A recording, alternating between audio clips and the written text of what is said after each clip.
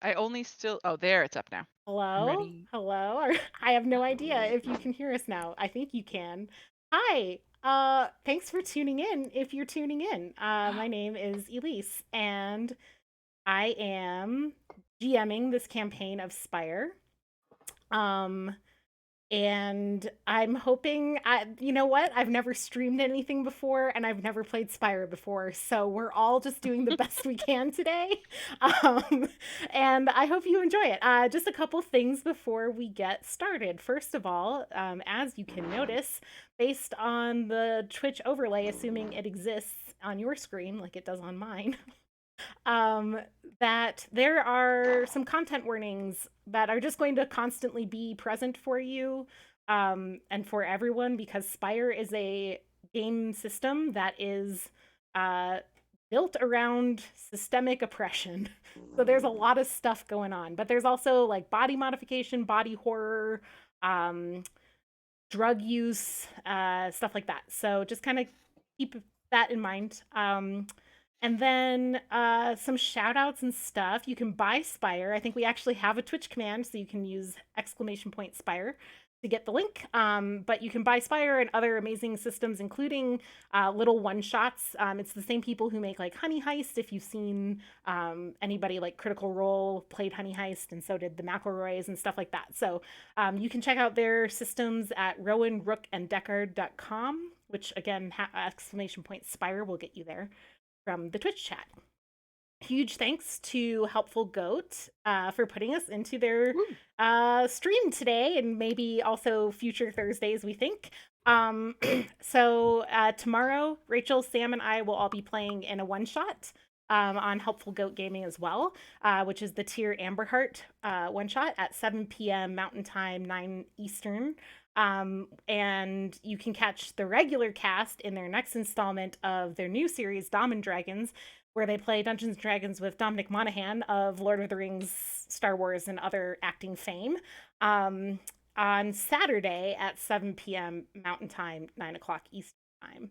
And then last, I don't think I have music going all the time in this because it's you know how it is. And so, but when I do have music going, I've been using the Incompetech, which is one of the Roll20 sets of like licensed music, and they actually have composed specifically for Spire themes, which I thought was really super cool.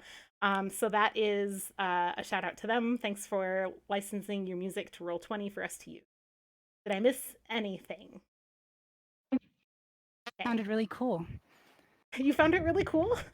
Yeah, that was Yeah, great. Thanks. also, I'm not sure if it's the exact same music, but Tabletop Audio also has specific Spire music. Oh, okay. Well, you know what? It might be them, and I might have just said Incompetech, but you know, yeah, it is. Okay, It's well, tabletop on audio. on the chance it's Tabletop Audio, they're Yeah. pretty Thanks to both. I mean, Incompetech, you're still really cool, but tabletop audio, you just bumped up to number one in my book. uh, thanks, Sam. Covered all your bases Covered all there. my bases, you know? I'm just doing what I can. Any other shout outs we need to do before we start the game? Maybe talking about how we don't know what we're doing? Yes. So, fun fact, none of us have ever played the system before, including me, who is GMing it.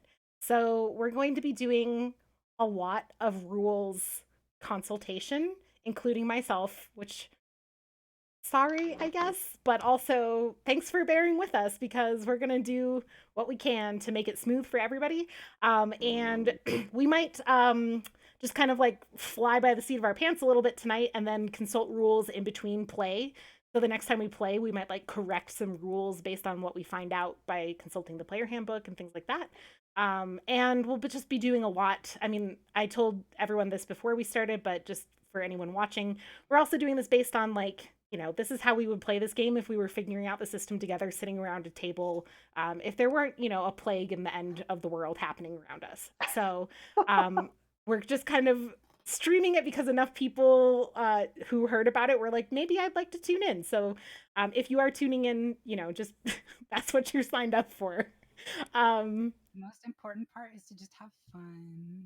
Ava, you gotta talk with gusto. Sorry, we gotta have fun. That's the most important. That's why we did a part. mic check, and then you.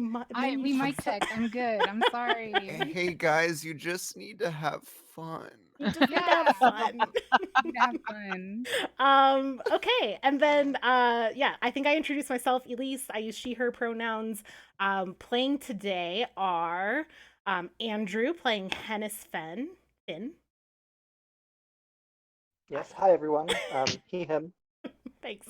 Ava playing Minrai Hune. Hi everyone. I'm Ava. She, her. We have Rachel playing Barnabas. Oh, hey, and my hyena's name is Sweet Pea, and I am she, her. And we have Sam playing Ulrich, aka Rick. Hey everyone, how's it going? And Tyler playing Kelvy Telena. Hello. All right. So without further ado, let's go ahead and start. So welcome to Spire. It's a towering city that has been here since forever, as far as anyone is concerned. Spire sits in the middle of the land of Destera. To its north is the frigid homeland of the Elfir, or the High Elves. Far to its south, the deserts from which come the Gnolls, like Gnolls, or regular Gnolls. To its east, the human homeland, and to the west, the Drow. But the complicated world beyond the borders of the city of Spire will have to remain a bit of a mystery because our story takes place right here in the Cursed Tower itself. If you came to Spire, say, 250 years ago, you would have found a city mostly populated by Drow. It had, like any city, poverty and wealth, merchants and thieves. But for the past 200 years, the Drow of Spire have lived under the rule of the Elfir, the High Elves. Things have changed in Spire since then. The Drow population has been pushed down toward the bottom of the city, and even into the earth below. The Drow culture has also been systemically pushed down under attack by the Elfir. The old gods illegal, young adults taken to serve durance among the Elfir, and ancient cultural practices repressed and punished. The five of you, for varying amounts of time, have made your home at somewhere else. Have made your home at 228 Boundary Road in Derelictus, apartment 307. Derelictus is the sprawling underbelly slums of Spire.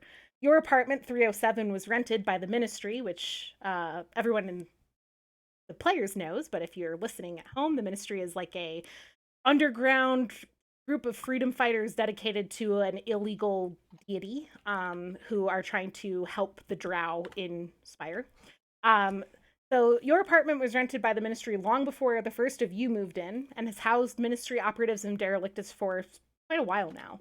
So far, nobody has figured out that the rotating misfits in apartment 307 are a sleeper cell of the worshippers of our hidden mistress, and the Ministry is keen to keep it that way.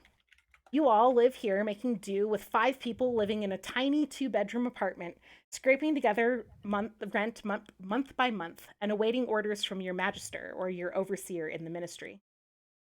Whether you're here because you need to lay low, it's close to family, you were sent here by a superior, or you just have nowhere else to go, 228 Boundary Road has become something of a home. At any rate, you certainly have your routines and patterns established with your roommates and neighbors. This morning starts like most others, slipping in after a night of prowling the streets. Hennis Finn enters the apartment. Andrew, would you like to describe Hennis for us? Yeah, so as Hennis walks in, you kind of see someone who is pretty well built, very tall, and kind of holds himself with an air that you wouldn't expect someone in Derelictus to hold themselves. Honestly, he tends to keep his features pretty hidden and vague, unless he's doing work, which I will get into when that comes up. So right now he's wearing kind of a large hat and some loose-fitting clothing that just paint him as a unremarkable, tallish figure. Awesome.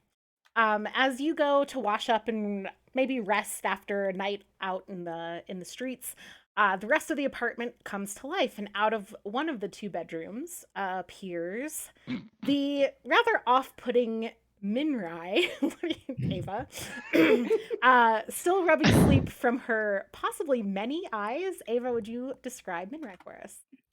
Minrai is a midwife, which means that she's like has more like spider queen type DNA stuff. She tries her best to be motherly and matronly, but I think she has maybe some anger issues, which I'm going to really try my best to play out as best like as angrily as I can. Um, and she is her main concern is the survival of drow babies, which if you're not familiar with Spire, um, drow lay eggs that have to be fed blood. Which if you can imagine a place that has a lot of poverty, it might be a little difficult to come across, good blood, clean blood, a place to store eggs. So she An comes from kind of incubation middle station. class. Yeah, so she comes from like the middle class of the Spire and is now here to help kind of the future of the Drow because she realizes she doesn't really have a chance to change the world, but all the little babies that she raises will make more babies and then eventually the Drow will rise up. And so Nice. she's all about babies. Can I come out of my bedroom? Yeah, come out of your bedroom.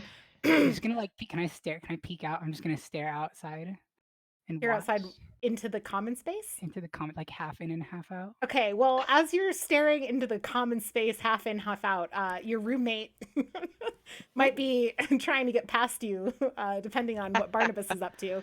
Yeah, and the next person to kind of make their way, stretching and yawning into into the house or into the main part of the house, is Barnabas. Or his hyena, right? It's his Mhm. hyena, Sweet Pea, on his. So Barnabas is an old man, and he's kind of lean and lanky. He's got a scruff, beardy face, if that's possible for Drow. My knowledge of Drow is limited. Um, It is now. and there you go, bearded Drow. I Here to certainly help. hope it is. Oh yeah, we're nice. We're both nice, beardy old men. Hey, He wears kind of like tattered, like priest attire, I would say. He is definitely from low society and looks that way. He is not very clean, but his hyena, Sweet Pea, looks impeccable. Oh, a little sweet pea. He takes very good care of her. She's very important to him. And I don't know how much more you want to know about my character right now, or Everything. It's up to you. We can. well, I mean, I can give you just a little overview. Barnabas is a priest of Charnel, Mhm. which is the uh, like happy corpse god or something along those lines. Charming. And Barnabas became that way from eating thinking flesh, and Charnel graced him with powers rather than letting him become a mindless ghoul. And now he has his nice, sweet companion, Sweet Pea, with him, and they eat flesh and feed the poor and generally take care of those that the high elves don't care about. And that's pretty much what he cares about most is helping the poor in Derelictus and fucking up and hurting the high elves as much as he possibly can. hashtag not all cannibals. Yeah, well, is thinking flesh like another way of saying like long pig? Like Yes, Yeah. absolutely. It's just it's thinking dead. flesh. It's the flesh of dead, conscious beings known as thinking flesh or talking flesh. Soylent Green. Yeah, there you go. For the record, in Spire, it's quite common for people to eat, maybe not thinking flesh itself, but like thinking flesh that has been transformed through post Baking. death means. Not really baking. They like hang them in these gardens and like grow things like mushrooms It's and way stuff off better. of them. Oh my Yeah. It's very weird. Spire is, like I said, very weird. So maybe another content warning we should have thrown in the thing Oh, was sorry. cannibalism, which I forgot about. But hey, you heard it here first. That kind of falls under like body horror. Hey, Body I horror, eat people. It's fine. cannibalism. Yeah. Most Charnel people decrees it. They're most not people alive. who eat Yeah, thinking they're flesh not don't feeling anything. don't stay sane very long and are kind of Yes. magically transformed into ghouls. But Barnabas and the other priests of Charnel don't. So Yeah, uh, we're blessed Yeah. by Charnel. no. All right. Now with the apartment coming to life, the other bedroom door opens and out comes our friend Ulrich or Rick. I don't know which one you want us to use often.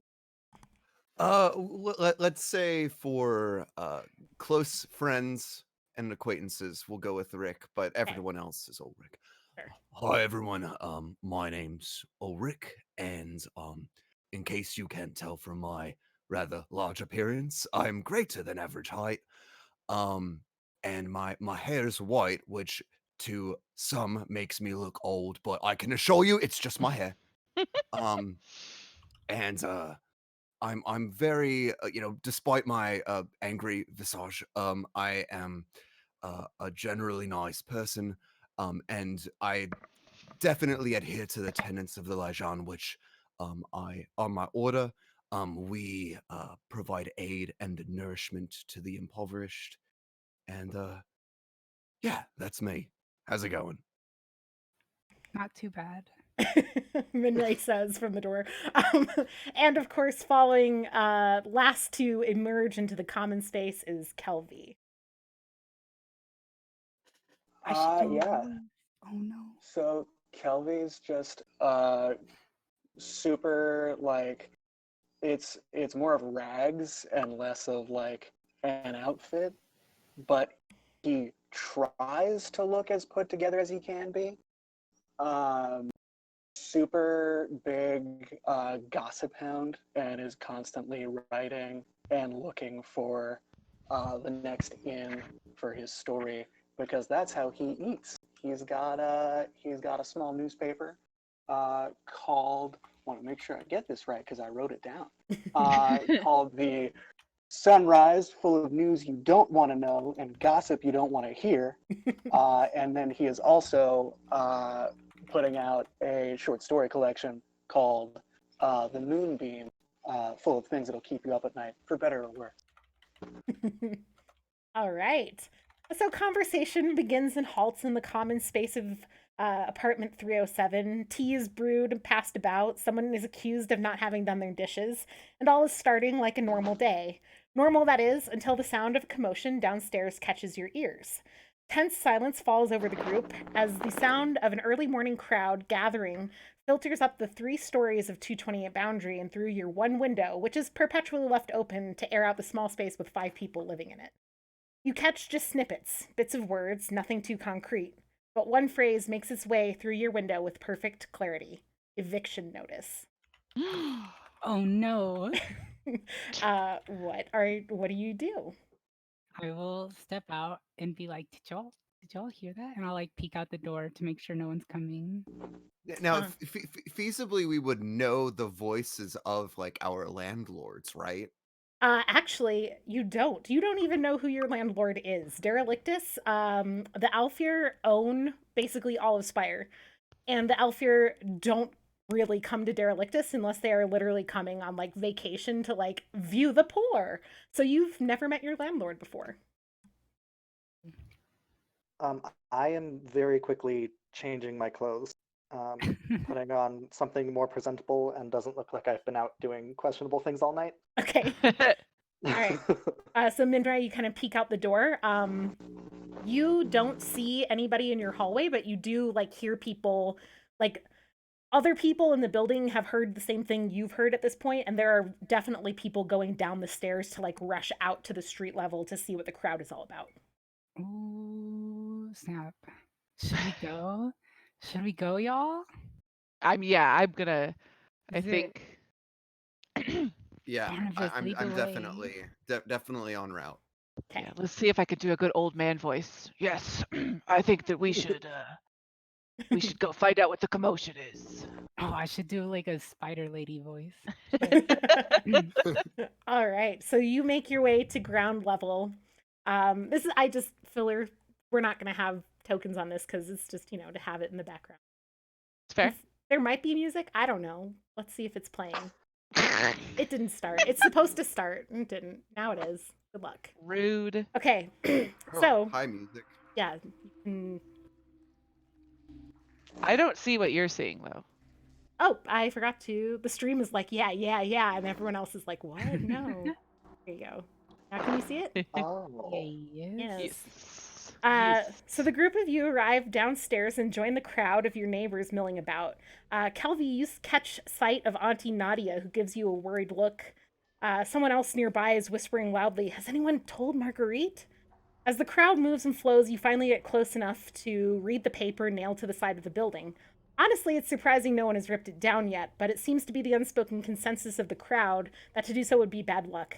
And you're pretty sure you heard Auntie Rosaline say that official notices from Spire are haunted by ghosts, so at any rate, you reckon it would be wise to leave it undisturbed. And you can now read, hopefully, if you go to your journals. Go to everyone. Actually, or did it just pop up on your screen? Yep. It just popped up. Okay. So if someone wants to read it. I just googled how to make a spider voice. I can read it in my terrible old man voice. Yeah, read it in your terrible old man voice. Do it. All right, let's go. In accordance with Section 48.17 of the Municipal Housing Code of the City of Spire, the property located at 228 Boundary Street in the District of Derelictus is hereby declared unfit or unsafe for habitation. It is unlawful for any person to use or occupy this building, except for persons authorized by the landlord and the Department of Housing to demolish the building. Harmonious Properties employees. The landlord requires you to vacate the premises within 7 days of this posting on 3rd of Harvest, the year of many omens. Landlord Faisal Snow Falling on Embers. Approved by Adelise Verne, Undersecretary, Department of Housing.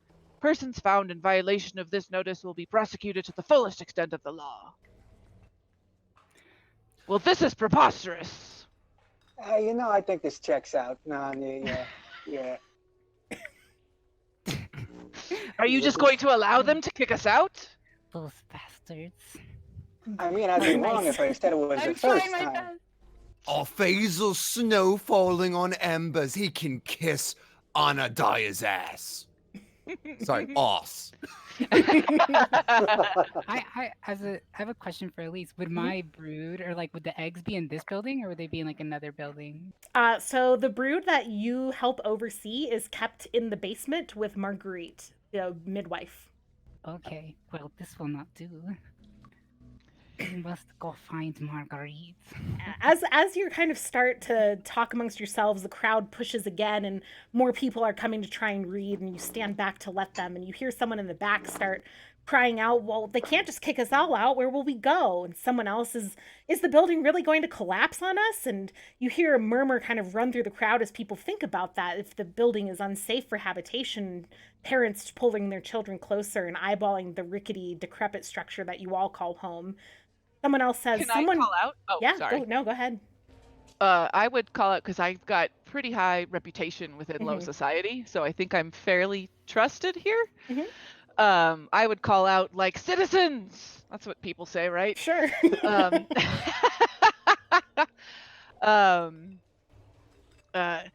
don't believe what's on this letter. You know as well as I do that the higher-ups don't actually care about our well-being. They just want this building for something for themselves. It's not unsafe. Okay. I'll speak up I just to- don't want them to as run a- and stampede. Right, yeah, yeah. as a Yeah, yeah. midwife, right? Yeah, I think mhm. I would have to speak up too. So I'd say, don't worry. Gather your things just in case, and see to it that your children and your brood are fed for the day. When you speak up, someone recognizing you as another midwife from the building yells, "Well, someone needs to tell Marguerite. She won't let this stand." At which We will point, go speak. yeah, someone else, though, from the back of the Oh, crowd... shit. What's up? Is that no shit for... I just know Marguerite. Oh. Oh. Yeah. Someone else, in response to this, we need to tell Marguerite she's not going to let this stand. Someone else says, what is she going to do? Shake her fist? She never leaves the basement. And the crowd ripples again because nobody criticizes Marguerite. Someone Who pushes said someone, things might get nasty and everyone knows it.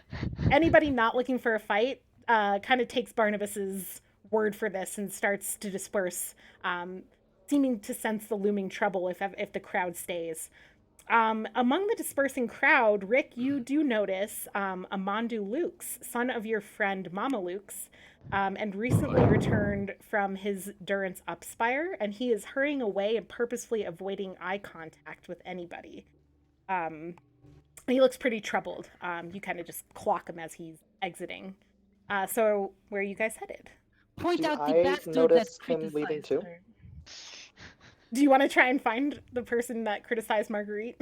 Oh, hell yeah. I'm gonna go and put my hand on Minrai's shoulder and be like, it's not what's worth it right now. We need to go and find Marguerite. She is there taking care of the future of the young. Yeah, so let's go talk to her and preserve that future. I've lost track of my voice. It's fine.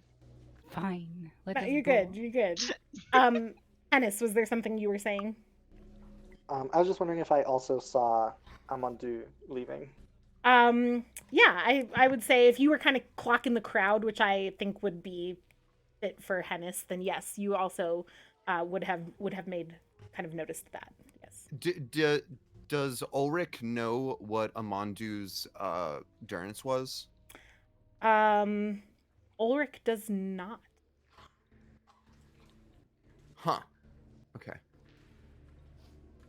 I think I'm actually going to try and follow at a distance to see where Amandu's going. Okay. Anyone else? Yeah, I mean, I'm following too. If I noticed he was being particularly shady. Okay. I don't know Uh, that I know this person, so. Yeah, I mean, it's someone who lives in the building. You would know his mom, definitely. He has been gone for the last 4 years, only returned in the last month and a half or so. So you would know his mom, who's lived here longer than you have, because you know your neighbors. But you know that Rick is much closer with his mother, Mama Luke's is what she's called, than you are. You just kind of know her as this kind of eccentric lady who sometimes sits on the roof and watches the children play. But yeah, so that's what you would know him, but I don't know if he would stand out to you in a crowd the same way that he would to. Yeah, I feel like I would still be interested in finding Marguerite. Okay.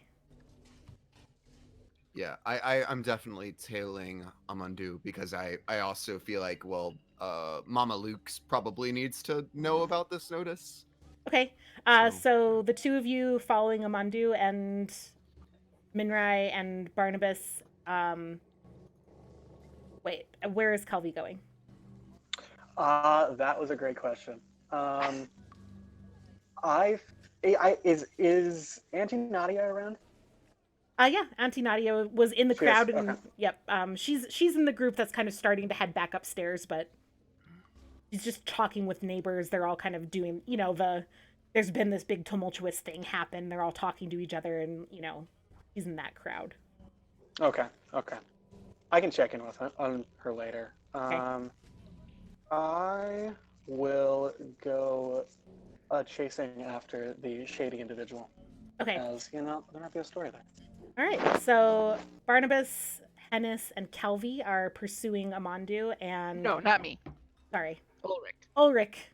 Hennis, and Kelvy are pursuing Amandu, and the other two are heading to Marguerite in the basement. Right? Mhm.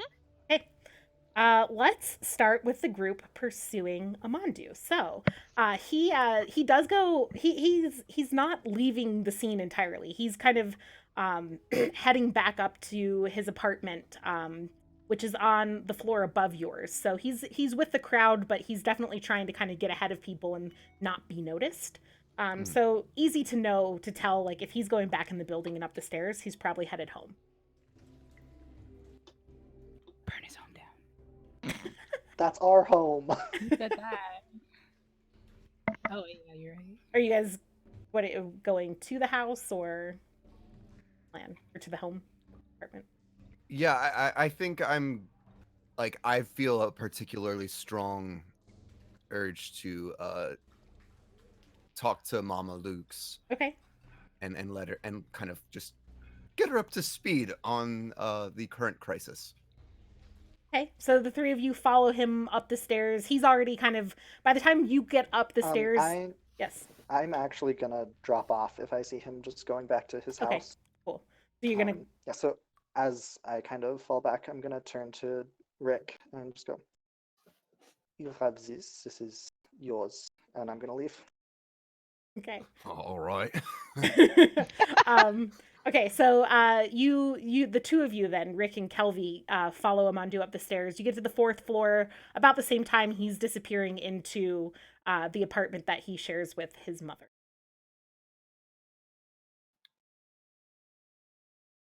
All right. Well, so did he just walk right in? Yeah, he just went straight in. He's trying not to, like, if he doesn't want to be part of the group sharing like the titter of what's happened. And he didn't see us, or if he did, he didn't like acknowledge us. Correct. Okay. Then I'm gonna just go up and knock on her door. Okay. You go up and you knock on the door. A minute later, you can kind of hear behind the door. These are thin walls.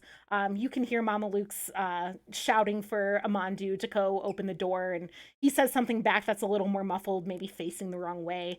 She's like, "Just open the door!" And so, a second later, a very put upon, worried looking Amandu opens the door and looks out at you all. Yes. Hey, Amandu. I was just trying to catch up and see how Mama's taken the news. Well, I mean, we're all taking it a little rough, I'd say. It's not like this building is any different than any. He kind of breaks off and like rubs at his face a little bit and is like, it's not different than any other building down here. Why? Just kind of trails off and looks inside. Yeah, suffice it to say, this isn't the first time that I've had to deal with the stupidity of those bloody high elves, but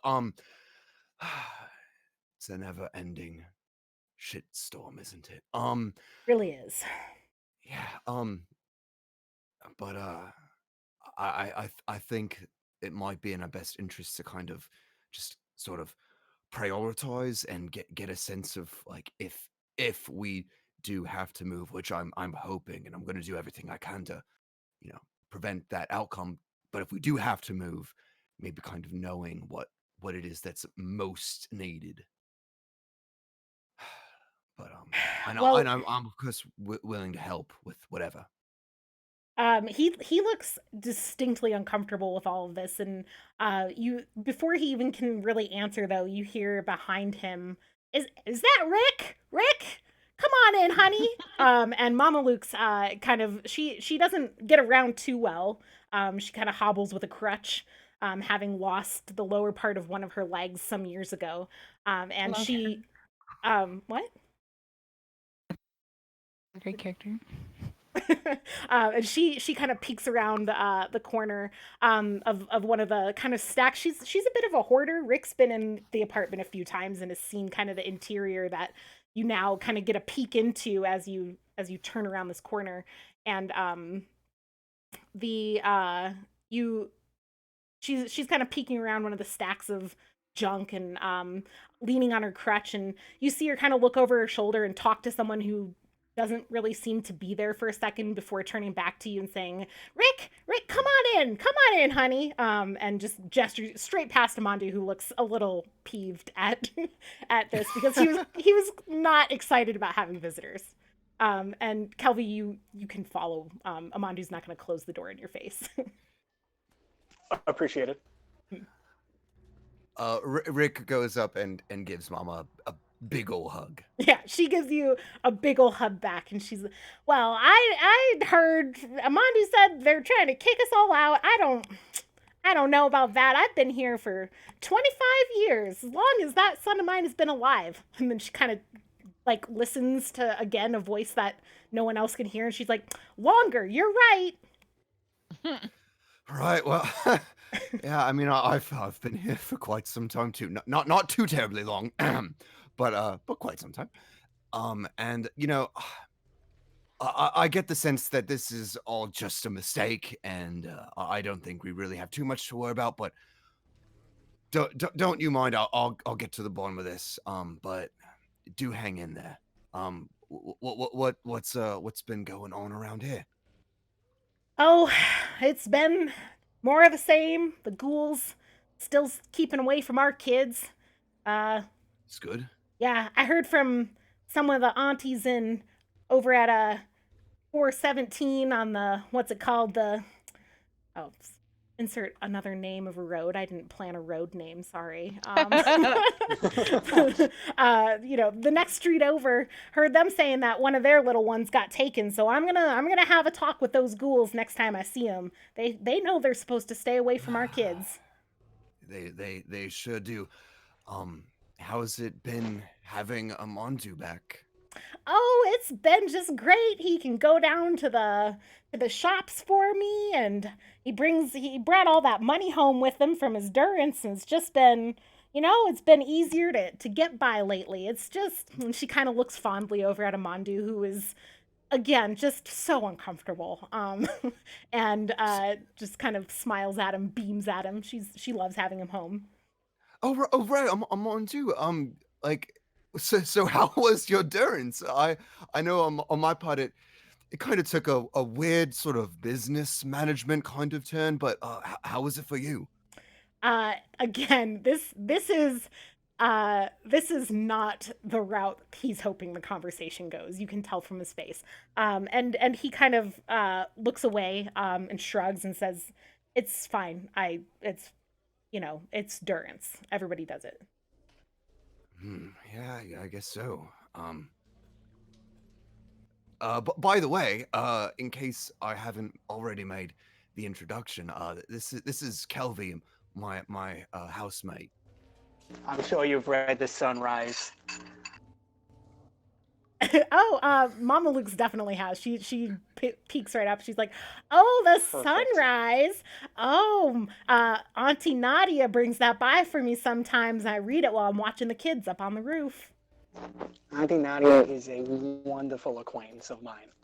Well, she takes good care of her and Rosaline. They take good care of all the kids around this area. I like those two.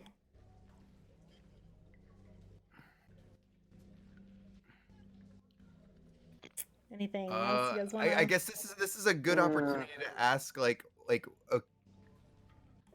what all is there that we can be doing in this moment? Like, I guess that we're information gathering, but yeah, this is. I mean, at this point, like, it's kind of up to you if you want, to ask something of Mama Luke's or Amandu, if you think that there's something to do, or that you can try and get Amandu to talk more if you think that he's hiding something, because he's so shifty. Like, kind of up to you.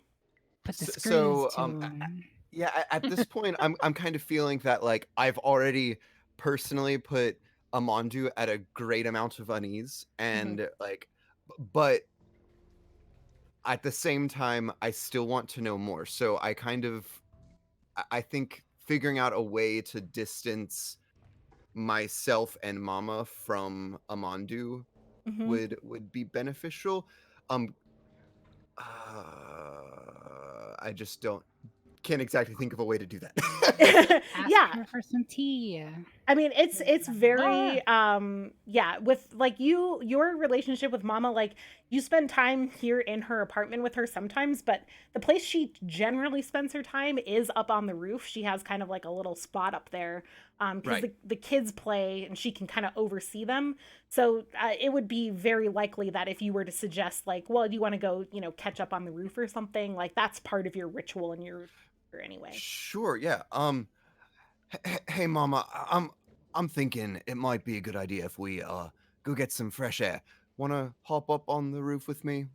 Maybe we can give Amandu a little quiet time. She kind of like rolls her eyes.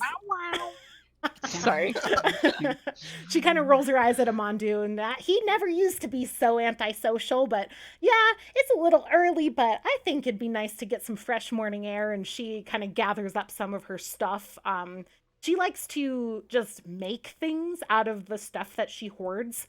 So she always has projects going on where she's just creating stuff out of the junk that she has. And she hands you, a couple handfuls of whatever she's working on today, to help her carry up to the roof.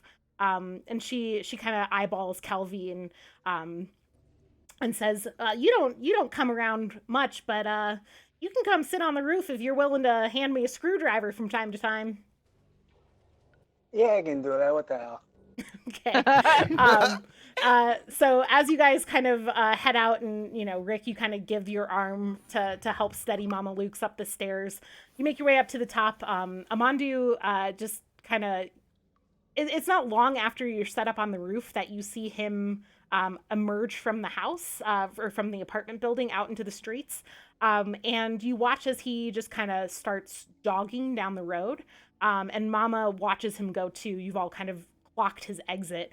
And she kind of shakes her head and says, "Every day he's out in the morning doing that thing, goes for a run, he keeps up his body. He never used to be that way, but ever since his durance, he just can't shake it, I guess." Well, yeah, I mean, you know what they say. The durance just does change you. But speaking of which, what do you know of his durance? I know for me, it was a tenuous time, but like, has he talked to you about it at all? Let's go ahead and roll compel, our first roll. Woo! So because boy. so if you have the skill compel, I don't know if you do or not. I don't think I do. Okay, but you do have low society as a domain. Yes. Okay. I should. Wait, yeah, low society, and I have a bond with Mama Right. Luke. So you can roll. So you have your base D10, you have your low society D10, and you have your bond. Bond grants you an extra D10. And Kelvy, if you are proficient or if you have the skill compel, you can help out and grant another D10 to the roll, which would make it 4 total. Let me double check. I'm pretty sure I have, and I do. So yeah, go ahead and have another one. So I'm rolling 3d10 then. Yes, let's see. So you're rolling the one Ow. that from Kelvy helping. You're rolling your base D10. You're rolling low society. Actually, you don't get a roll for your bond. I was wrong. So you get 3d10, and you can go ahead and roll your 3d10. Did it happen? Let's look. Yes, so you got a 4, an 8, and a 6. So we take the highest of the numbers, and then we consult The Ouija board. Yes, that's the one. No, there's like a table. I should have put it in. 8 is success, take no stress. Yes. So, Hey. but for the people who don't know the mechanics of playing along at home, basically there's like a table of what the roll means, and that you take the highest roll, and the rest of the dice are irrelevant unless you roll a critical success on a 10. And the base mechanic of the game is something called stress. So if you get lower than an 8, Rick got exactly what he needs. So if you get lower than an 8, even if you might still succeed, but you have to take stress. And as you gain more and more stress over the course of the game, you're more likely to have what's called fallout, which is bad things happening because of your stress. So we don't have to roll fallout right now because Rick has no stress. So because you didn't take any and you don't have any left over from the game. Okay, so yeah, so you succeed at getting Mama Luke's to open up a little bit. What was your question again? I asked if she knew anything about The durance. Durance, yeah. Yeah, so she kind of leans back in the chair that she sits in, and she's kind of fiddling with, her eyes are very much intentionally trained on what she's doing. And before she answers, she kind of reaches a hand out to Kelvy and says, "I need the screwdriver that has the flat part on the top." I, Elise, know that that's a flathead, but Mama Luke's she just calls them whatever she wants, and that's what she's calling it right now. Nice. This one or the one next to it? She looks over and she's like, no, the other one, and points a little bit. Got it. Right. So you hand it over, and then she starts fiddling with some screws on whatever this contraption is. And she's, well, he doesn't talk about him much, but I know from the letters he wrote and the times he visited that he was in a lot of fights. They used him for fighting. I think, he worked up Spire with, I don't know, he told me the name of that lord so-and-so. It starts maybe with an F. I can't ever keep them all straight. There's so many of them. But, he worked up Spire. He spent all his time up there, and they put him in all those fights, and he had to fight other kids doing their durance. It's just terrible. She kind of looks out over, the first of the children starting to kind of emerge into the streets below, and kind of just trails off as she watches them, perhaps, judging from the conversation, kind of pondering the fact that she knows their futures are slated for similar fates. Right. Violence and is a difficult thing to have to contend with. But well, he's definitely got the body for it now. So yeah, she kind of like shakes her head and kind of in wonderment. He was never that kind of kid, he didn't care about all that stuff, and he wasn't worried about his body, but now it seems like he just can't let it go, I mean, I know it's only been a month or two since he's been home, but I've seen him kind of be obsessive a little bit about the running and he lifts things around the house all the time, and I just not sure. I wonder what's got him so at ease. So at ease. Yeah, I don't know. Maybe he'll talk to me about it tonight. I don't know. Maybe he just needs to work some of it out of his system.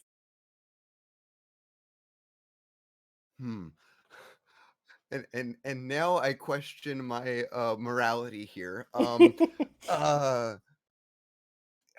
So for those of us at home, Ulrich happened to be in his previous life. He was a bartender slash, just like owned the establishment. Was pretty successful at this location, if not like exactly well to do.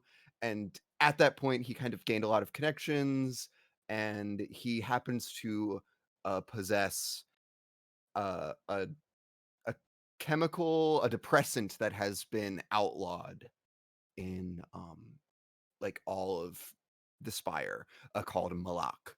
And sorry, Malak is how I'm calling it. Yes. If that matters. That works. Yeah. And so I think I'm going to do this thing. Well, well, Mama, I think I might know just what to do. When he comes back from whatever errands he might be running today, I'd suggest putting a little bit of this in whatever you might be fixing up for supper. And I hand over a small vial containing a few drops of Malak. You can call it what it is. Drugs. Oh my gosh. For anybody who hasn't read the handbook, Malak is a very common substance. It would be probably the best equivalent would be like nicotine or marijuana. Honestly, although it's a depressant, so it's not upper. But it's like very commonly accepted as like not having huge amounts of like dire, like I don't know. I don't want to like make myself sound like I'm pro nicotine because I'm not. but the base idea is like that it's there are worse drugs, maybe? Yeah, there are worse drugs. And like it's not just that, but it's also just like it still has negative effects and can be addictive, but it is pretty low key on side effects, and most people just kind of take it like you would take melatonin at night to help you sleep or something.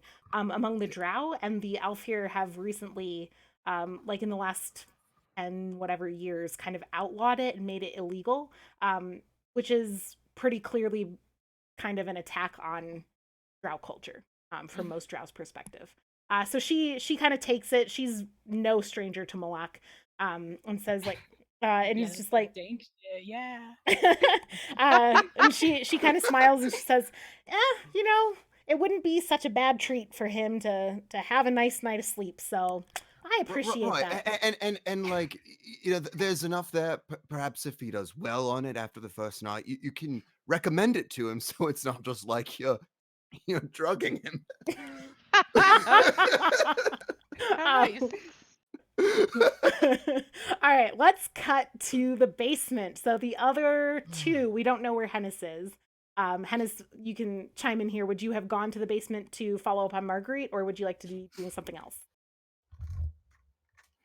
I think actually that with everyone being so loud and there's huge crowds and all of that stuff, he's actually going to go back to the room and not be around all of that. Okay. Just take a Then nap. Hell yeah, for let's just real quick for Hennis, when you get back to the apartment, you open the door, you find that someone has in the time that you were gone, so while you were downstairs with the crowd, someone has slipped a paper under the door. And you can see it's folded in half, and there is handwritten something on the bottom. You can only see like the peak of it folding over the folded piece, like the part of that's folded. So I'll pick that up and head over to my corner in the front room where I normally do my exercises every single day, and I'm gonna read that letter. Okay. If I can. Yeah, so you open it up. On the inside is the eviction notice. This is a copy of the eviction notice. And on the backside is the phrase, show some initiative, and it's signed with just an S. And you are familiar. This is how the magister of your group, your cell of the ministry, contacts you and your roommates, is through kind of notes signed just by the letter S. Ooh. That's very like Rose on the doorstep kind of thing. I mean, you're an underground society of freedom fighters / possibly terrorists, so. I'm here for it. Depends on whose perspective you're taking. That's right. If there's like a central like table or something that we all use, I'll set it there and like do my warm-ups and everything and wait for someone else to come in and talk to them when they do.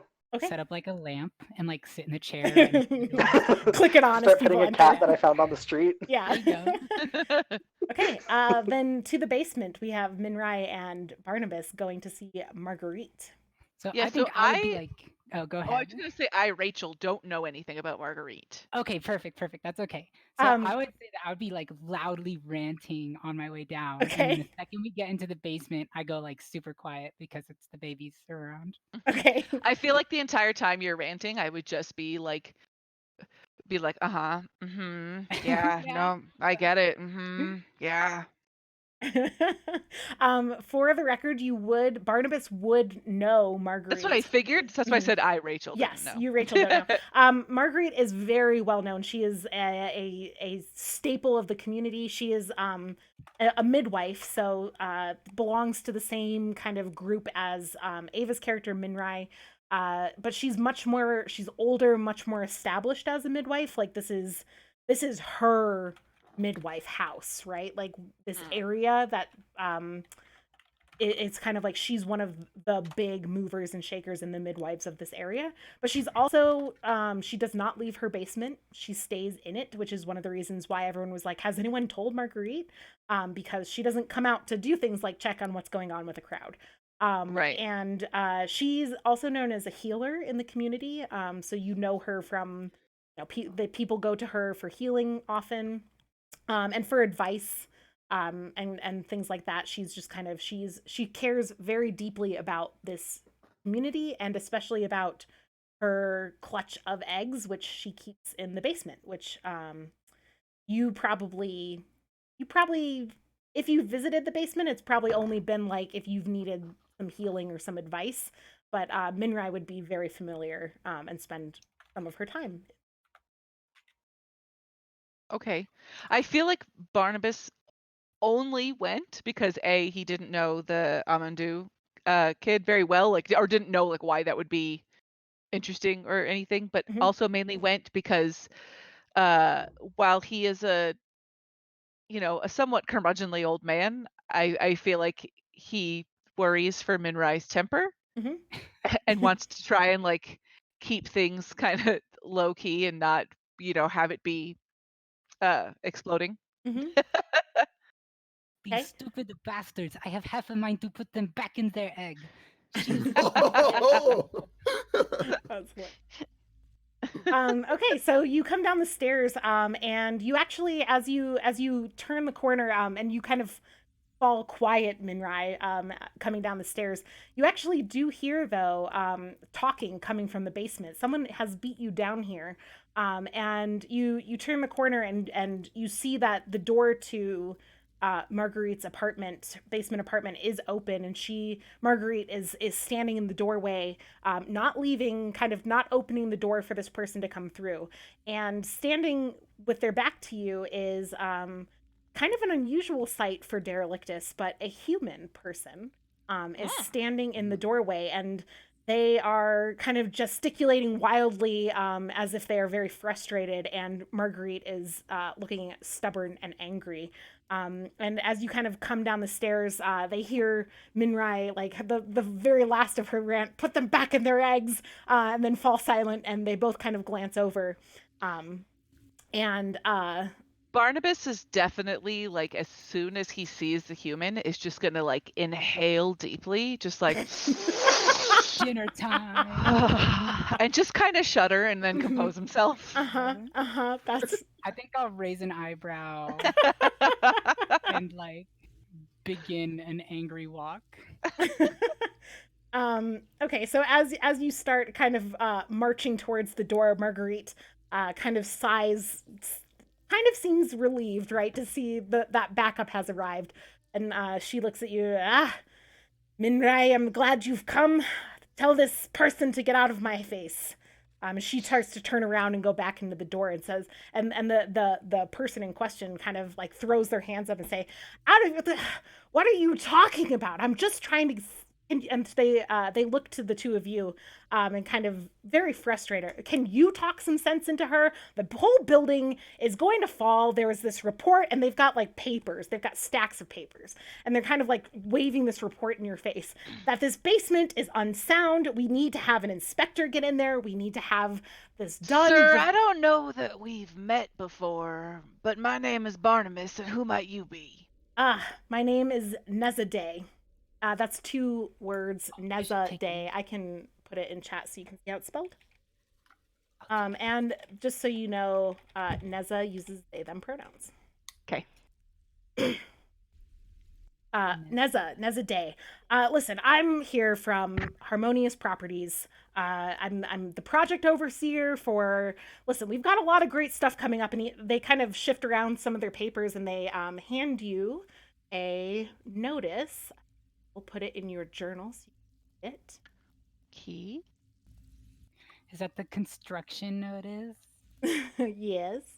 Can you see those? I thought that they were. Like I can only see on the stream that you have other. Oh, on the notices. stream. Yeah. Yeah. Barnabas, there you are. See. Okay, so you should be able to see it now, but just Barnabas can see it. Sorry, everybody else. Yeah. What about me? I mean, you can look I think over. give me those and I'll swipe them away. So I'm gonna definitely read it out loud because Yeah. that's just how Barnabas is. Yeah. Like he's gonna be like, "What's this?" Let me get my glasses. I know, right? Let me hold on. Okay. The Harmonious Properties Corporation is pleased to announce that under the visionary leadership of Lord Faisal Snow Falling on Whatever and Project Overseer Neza Day, the condemned building at 228 Boundary Road will be demolished and rebuilt for the benefit of the wretched of Derelictus. Oh, nice, kind. In the spirit of philanthropy and generosity, the Harmonious Properties Corporation will be providing free bread to the residents of 228 Boundary Road during the process of their relocation. And I'm just going to straight up look at Nezade and be like, "Oh, can we build houses out of bread now?" Neza kind of rolls their eyes at this and like just kind of throws their hands up in the air and, well, I can see you're not. We're giving you free bread. The building has to be emptied. You've got an eviction notice from up Spire, and they say this like that's a big deal. There's nothing that can be done. If the building is condemned, it's condemned. We can't have. You care about the babies in here, and they kind of gesture in. And notably use the wrong word, right? This is a clutch of eggs, not babies, into Marguerite's basement, and looks back at you and says, "Do you want them? This basement is what the source of the problem is. Well, some of the problems. These babies aren't even safe. If you want them to be safe, they have to be evacuated. They have to be moved." And you hear Marguerite from inside go, "They won't be moved." You're gonna relocate us to somewhere new? What did Marguerite say from the inside? She yelled that they won't. The clutch will not be moved. Yeah. You ask Neza, will they be? I was like, so you're gonna relocate us then? We're being evicted. Where will we go? Let me guess. That's not my problem. Well, it's certainly your problem. Minrai is like fuming, and I will ask. I will kind of put a hand underneath my robe that is resting on my scimitars, but they're concealable. So okay. You know. Yeah, Sweepy's hackles are definitely going to be up too, and she's Okay. going to be baring her teeth. And I will ask, what do you intend to do with this place once you demolish it? What are you building here? Neza like perks up. They're excited about this. Well, I'm glad you asked. So we're actually building a new apartment complex that's going to be safe and better and much safer for people to be living in. It's going to have state-of-the-art, and they just start rambling on using all the buzzwords of like project stuff.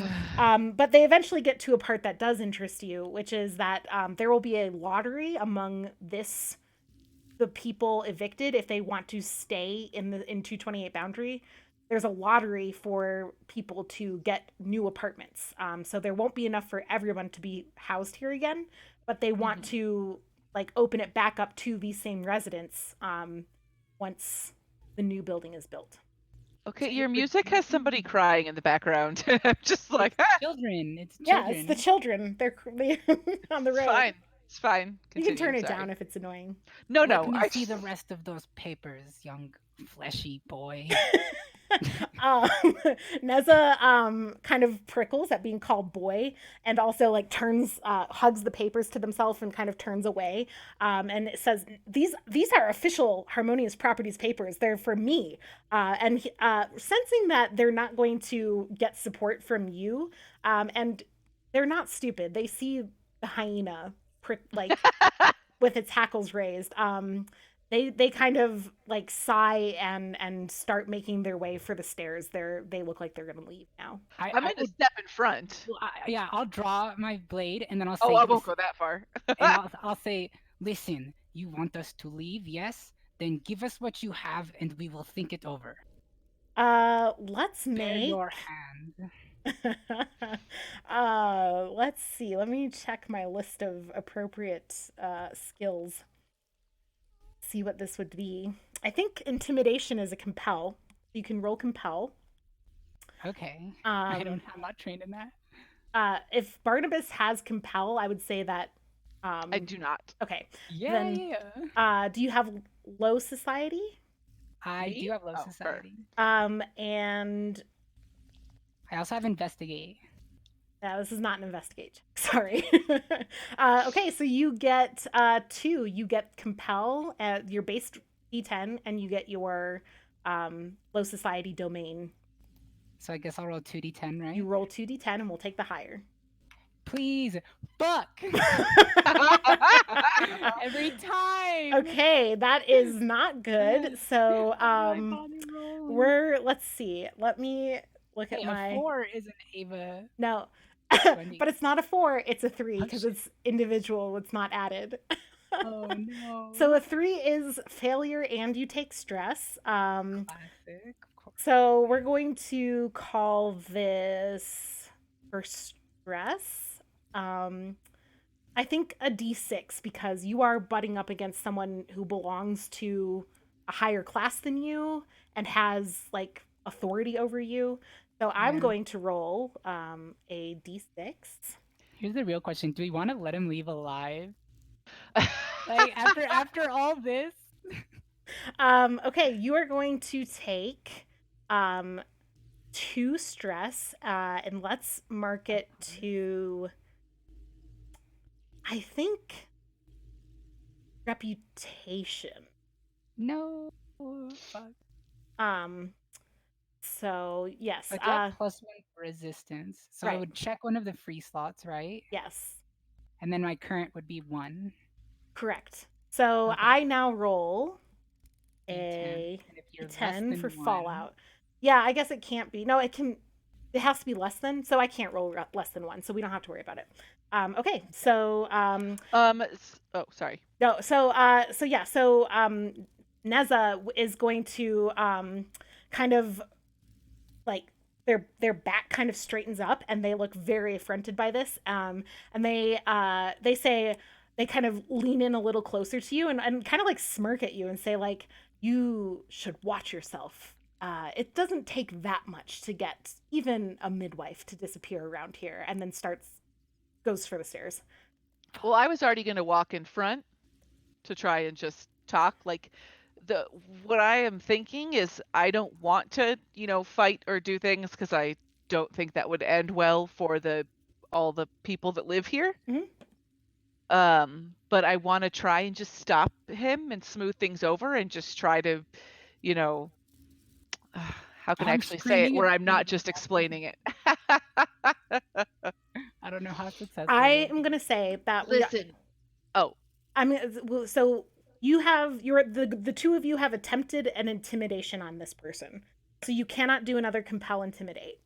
So if okay. you, I didn't know I was a part of that. well, I mean, yeah, it's just to keep things moving, right? But so if you Oh. want to do something that isn't intimidation, we can do another check, but you can't intimidate them. They have. Okay. They I have didn't know that res- things were shared and that I wasn't allowed to do my okay.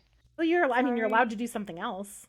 Yeah, but I don't have that plan, so I don't know. Like, I Have have your to look at cheetah my things. or your hyena be like super cute. Yeah, I mean, and, it can still be like you can try to persuade or charm, kitty right? cat If you want to go for like a more charming approach. Is that a different kind? Is that still compel It's still or? compel, but it's not intimidation. Oh, okay. Sorry, I don't see those differentiations, so I didn't know that there was that. I'm still figuring this out. We all are.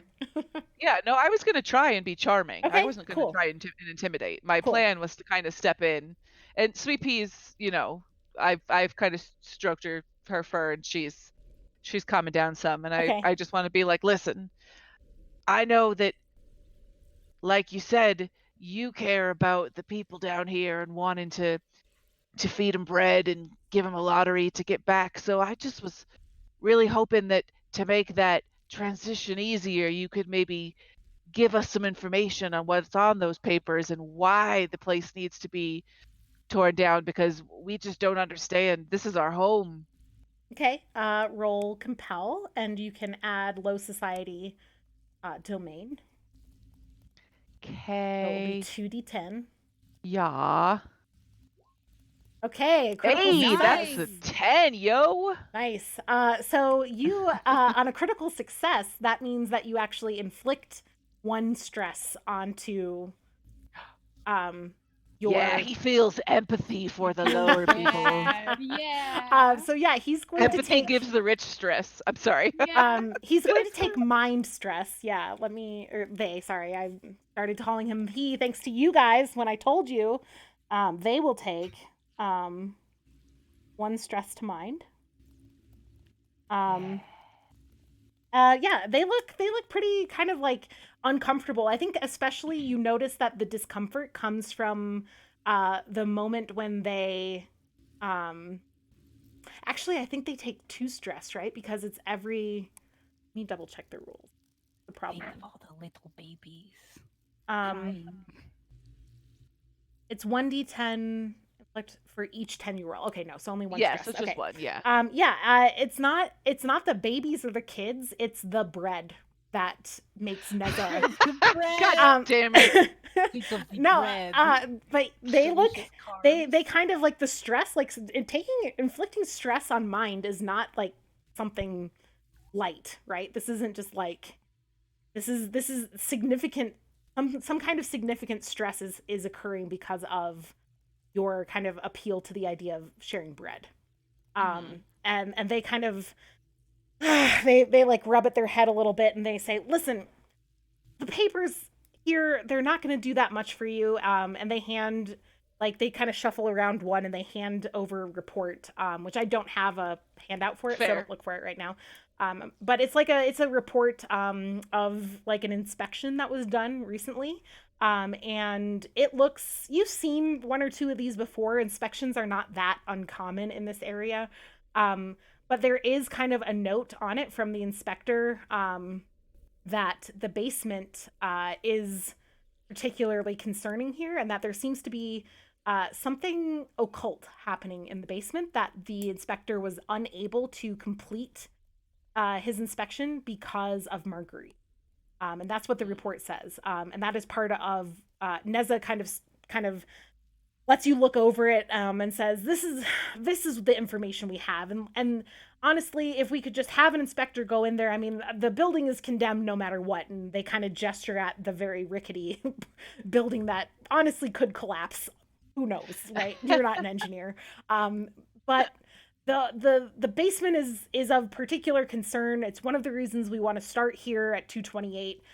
Is to make sure that we are addressing this particular problem. The cracks in the foundations, there's some kind of leakage. That's what I can tell you. What would be different if we were able to convince Marguerite to let the inspector look around? Would anything change for us? No inspector will come into our and look, I said I called them babies now. You disgusting flesh sack, leave. Men right. Be nice to the weird human. Neza kind of takes the report back. It was never intended to be given to you, so you can see it. Takes the report back, puts it in a stack, and says, well, what we need to do is find out about what's going on. We have to know the full extent of the damage and what's going on with the occult. It'll change the plans for the building. And they kind of they pull a pocket watch out and listen, I have meetings. I can't talk sense to these midwives, and kind of gestures at Minrai and into the building, and you hear Marguerite kind of scoff from inside the basement. But you know, and they kind of stick out their hand for you, Barnabas, to shake. Maybe we can talk again sometime. You can find me at the Harmonious Properties headquarters up in the Silver Row. I'll have to double check that where they're actually located. Sorry. But you can find me up there, and maybe we can come to some kind of, we do care about these people. We're not trying to throw people out. Like, if we can talk, we can talk. And kind of invites you to come talk to them sometime at the headquarters of Harmonious Properties. Sure, I'll shake their hand firmly before they leave. Okay. And then once they turn their back to me, I will absolutely lick my hand. Like, I'm just gonna be like, oh, that's amazing. That is amazing. Let's go ahead and take a little break so people can. I have to pee so bad. People can do that. Gosh, thank you. I'm going to mute our mics in just a second, so if any of y'all need to talk to me privately, not on stream, you can. And we'll be back in, I'd say, by, we'll say it's 7:50 now. We'll be back by 8. People can take a 10-minute break, get a snack, and we'll be right back. I just want to say that Ulrich will not stand for this bloody. Wow, why did my voice change to Irish there?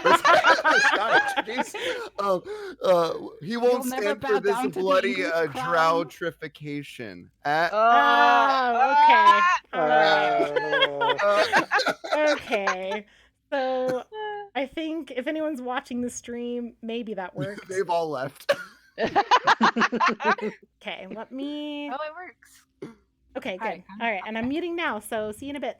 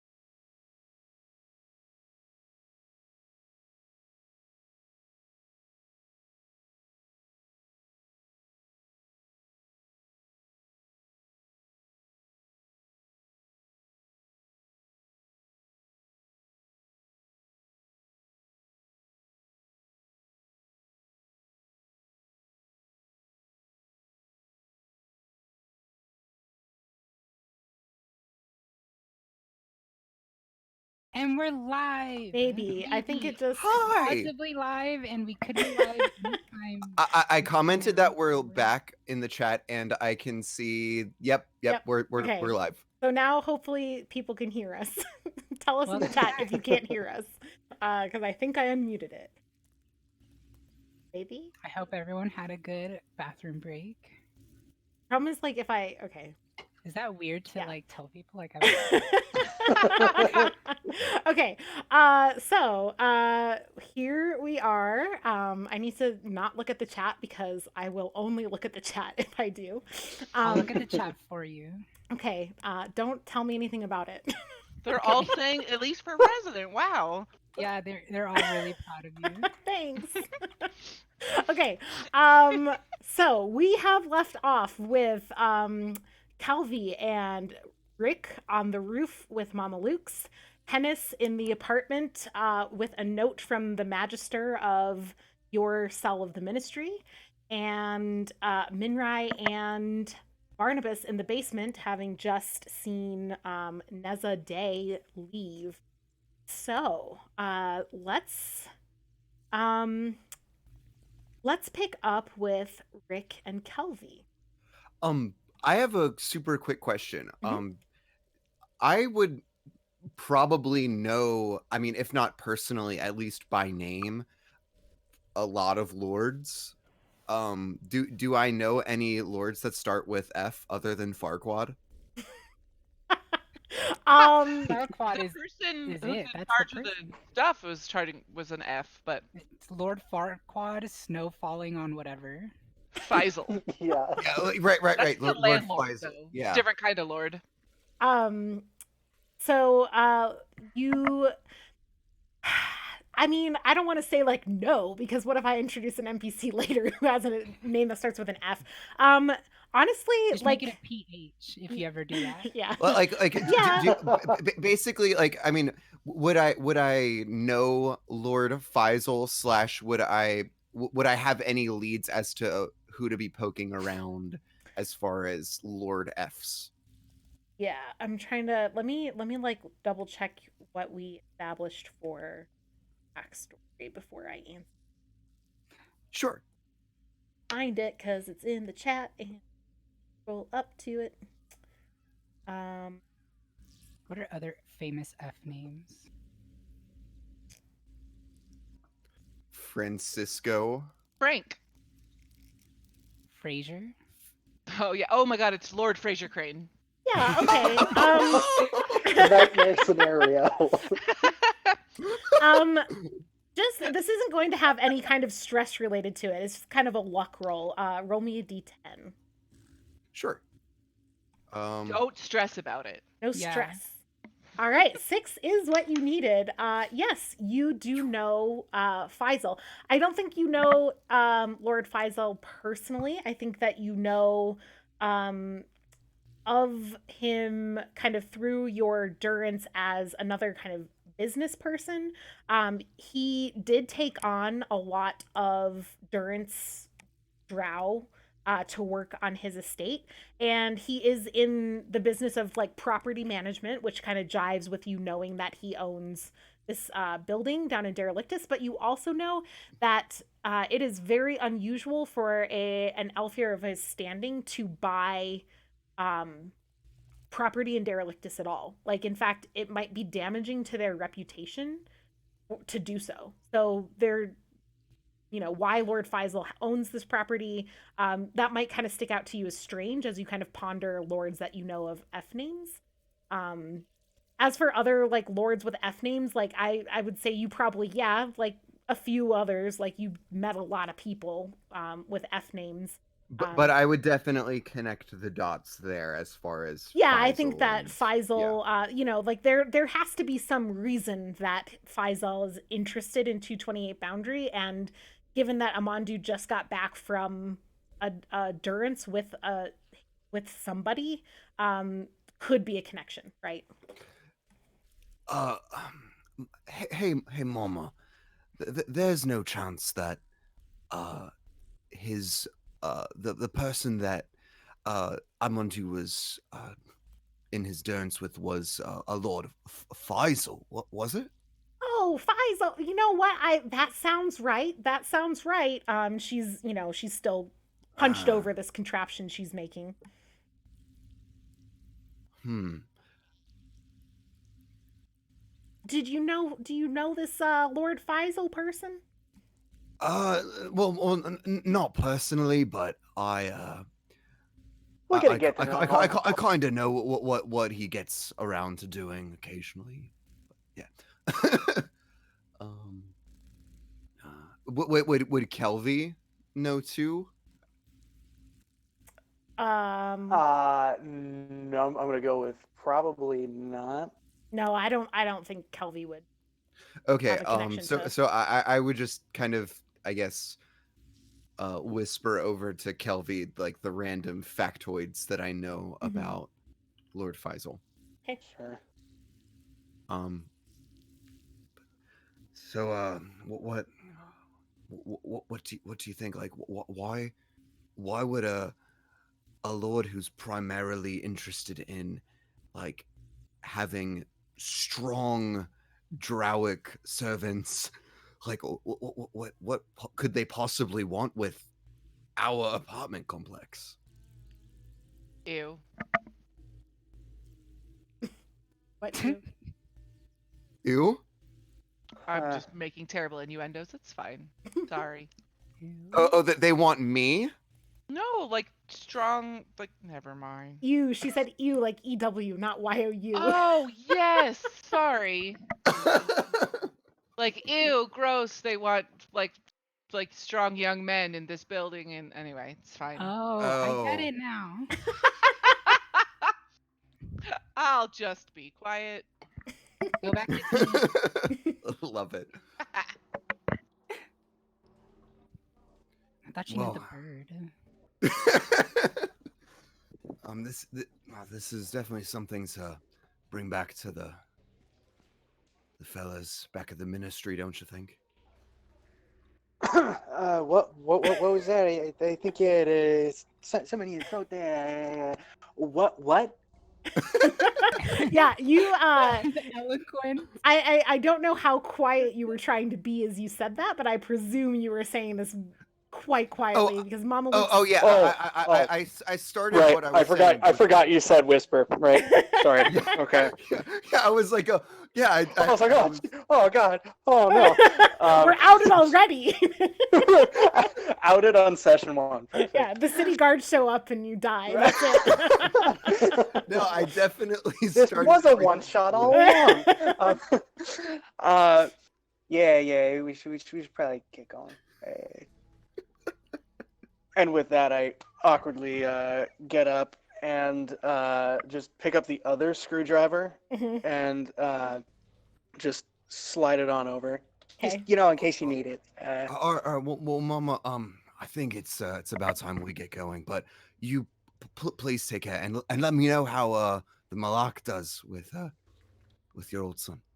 I will. Thank you for it again, and I hope I'll see you for dinner sometime soon. Okay.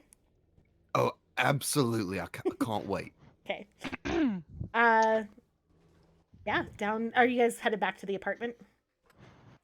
Yeah, I think so. Okay. Yeah. Yep. Sorry.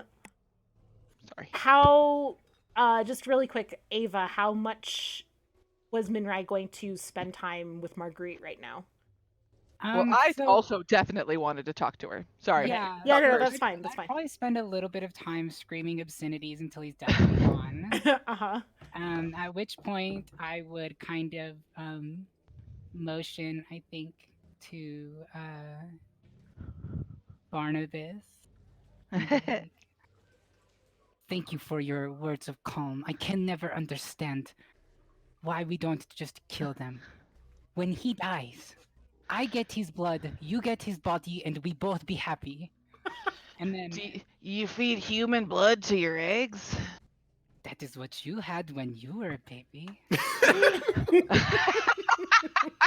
Sorry, an egg? This stupid, slimy, fleshy piece of shit human has me calling them babies. Babies. Let us If go we speak to them. kill one of them, they come Marguerite down sticks her and head out kill. and says, "Don't talk about killing them in the hallway. Come inside." And she gestures you in. All right, let's talk about killing them in here. No, wait, not in front of the egg. She kind of smacks you up the side of the head and says, "The eggs can't hear yet." Yeah, you're correct. And she closes the door behind Barnabas. This is why I have and- such and Sweet sailor Pea. mouth.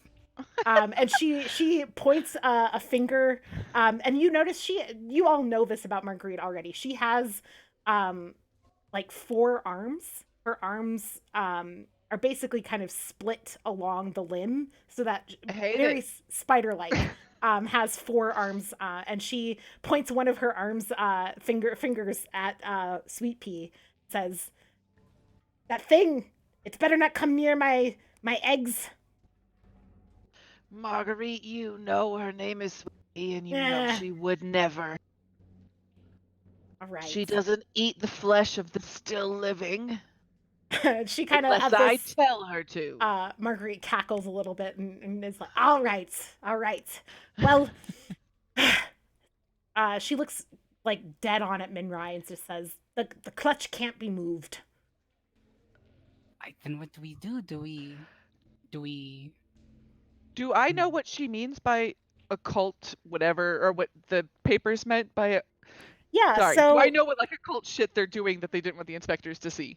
You don't know what occult shit they're doing, but you know what that occult generally. So like in Spire, this is kind of for FYI. In Spire, there's 2 types of magic. There's divine and occult, and divine magic is associated with like gods and things, and it's generally accepted. And occult magic is illegal. It's dangerous. It can, if it goes wrong, it can cause like really horrific things to happen. And occult magic is associated with what's called the heart of Spire. It's kind of, so Spire is very like unreal, right? It has a deep core connection to unreality. And the occult kind of taps into unreality to make things different via magic. So that's what you kind of know just by virtue of living in Spire. Everybody kind of knows about the occult. Gotcha. Sorry, Ava, I think I interrupted you. Oh, no, you're totally okay. I was gonna ask if I knew anything about the occult stuff. Seeing as I spend a lot of time down here. Or if it was just like her business and I know not to stick my nose in it. Yeah, so Marguerite there are cracks in the basement, right? This is something I mean, you've probably brought it up with her before and been like, is this okay, right? And Marguerite kind of deflects whenever you bring up anything to do with kind of the cracks in the basement foundation. Okay. Tells you like not to worry, it's just, these old buildings, that's how they are and everything. I have asked before, Marguerite, is there anything going on here that I should be concerned about for the babies? For the clutch? It's okay, you can call them babies. Slimy bastard! Marguerite kind of, shrugs like, well, of course there are things going on. There's always something going on. I've completely lost her voice. It's gone. But she's, she's kind of defensive about this and says that's why these people can't come into the clutch where the brood is being fed. That they need it's a very delicate balance of keeping the temperature just right and keeping the moisture level correct, and there's things that I need to be doing down here, and they can't just come in here willy-nilly and stomp around. And she's getting frustrated as of course I know about the moisture, Marguerite. The moistness is very important for the clutch. I know. I spent my day taking care of the moisture, Marguerite. Okay, but they know they know that you are doing something down here that has nothing to do with the clutch and the moisture. I will do what I can to make this go away, but this is, if you can help us in any way for the clutch, not for you, not for me, not for that Moisture for the clutch. Did you say moisture one more time? I can actually. Moisture. You can say it let's many let's roll compel for persuasion. Oh no, why do I have to? Can I add my low society? Yes, you can add low society. So that's It's what we're at. 2d10. Yep, 2d10. Please, please. I've been good. Dice gods. Oh wait, where is it? Here it is. I'm gonna put that in the Twitch chat. Please, a 6. Okay. That's a success. Partial. Yeah. What does a 6 put us on the? So success at a cost. You take stress. Yeah, I'm here for it. But yeah, it's only going to be a D3 of stress because Marguerite, you have a trusting relationship with her overall. Yeah, so you take 1 stress. We're going to put this stress to thing. Gosh, I always look at the wrong or the stress. Yeah. Here. Yeah, I would put it against reputation again. Fuck, every time. Well, it's about social standing, groups, communities, right? It makes sense, yeah. But like, it doesn't stress your relationship with Marguerite, right? Like, she's not. Okay, good. She's not like mad at you. It's just kind of like if you keep pressing on these things, like she might get mad at you, kind of thing. So she kind of sighs and deflates a little bit, kind of hearing the sense in your words, and says, "Well, all right, I'll tell you, but have to keep it quiet. You can't tell anybody else."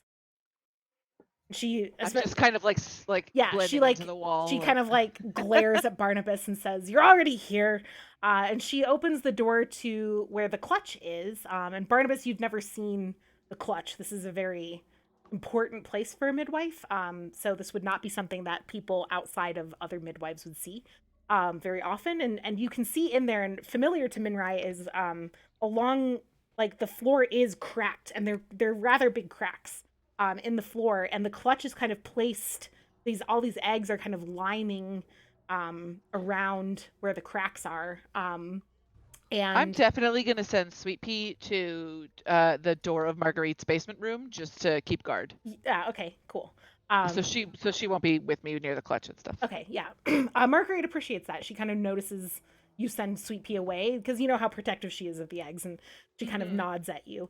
And she looks in and she says, "Listen, the cracks in the floor, they go, I don't know where they go. They go down, and Spire is bad, okay? But there's maybe some benefits to having this leaking, okay?" And she kind of briefly, like, you see her kind of shift form a little bit, and her whole body seems to your eyes to kind of change and grow larger and stronger, and then it as quickly as it happens, it goes away.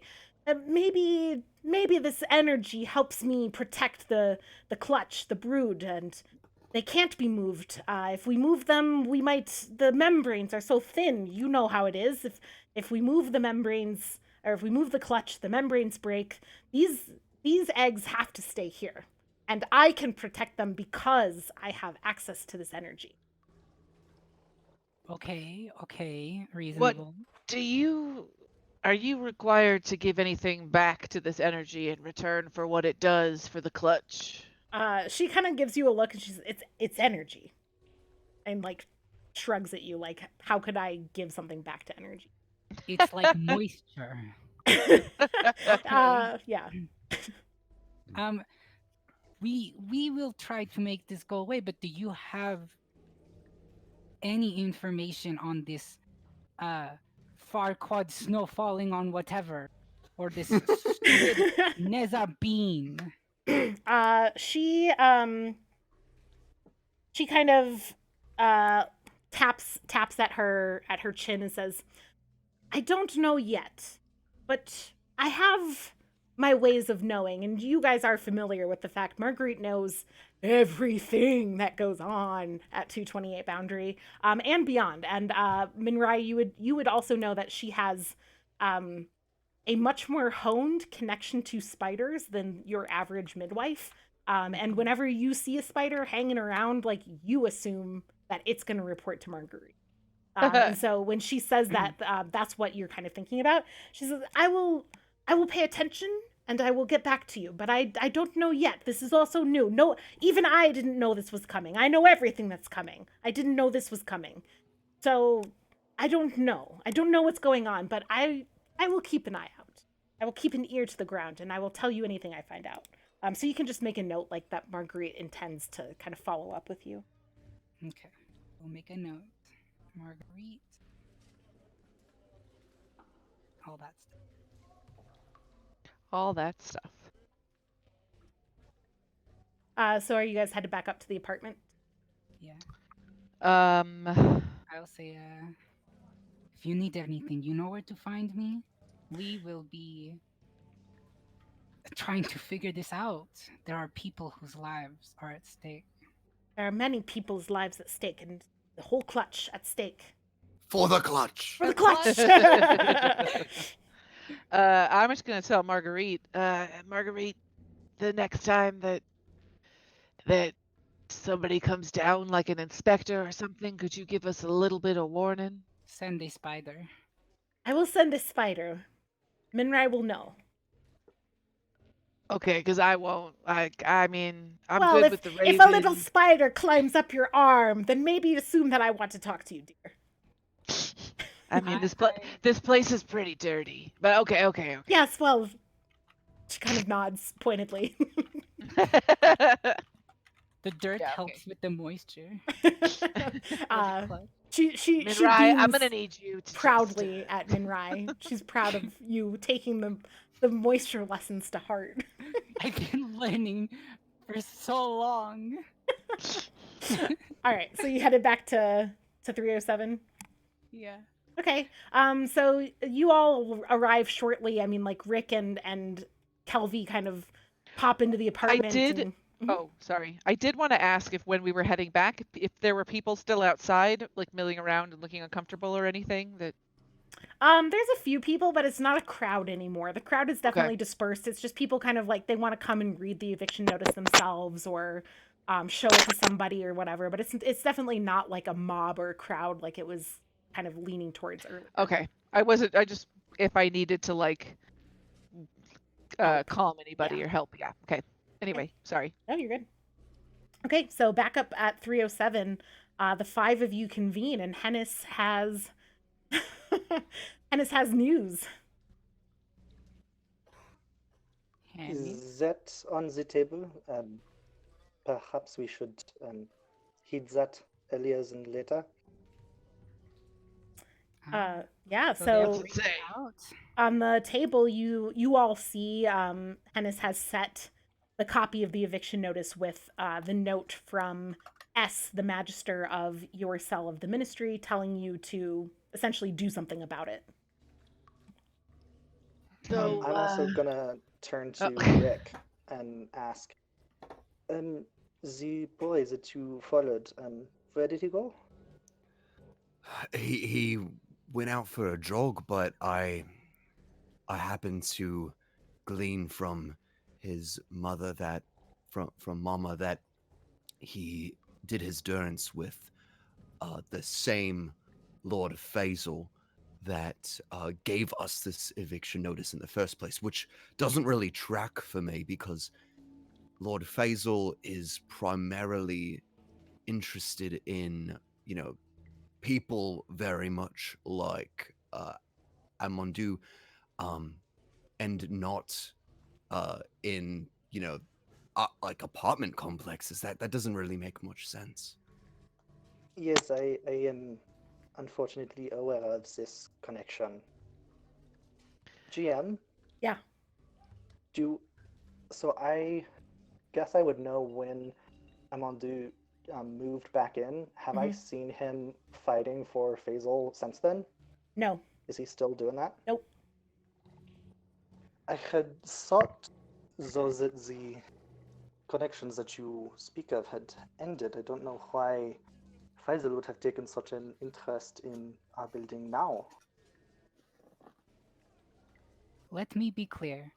We cannot move everyone and everything in this building. There are eggs depending on us. Then perhaps we should, what did it say? Show some initiative? I believe that is a good choice of words. This, It is what it says on the note, yes? yes. So what do we think about maybe I mean, concentrating on this harmonious properties first? Maybe we don't go right up to the top of this Lord Faisal or whatever the fuck his name is. And maybe we need to try and start low and go with the properties that are trying to fuck this place up. Yes, Or this I- maybe very we good do words. both? I think that's a good idea. My knowledge of Lord Faisal's snowflake is a little bad, but I guess it's off the table that we just kind of make it look like those cracks in the foundation aren't there. Like that's not an option, right?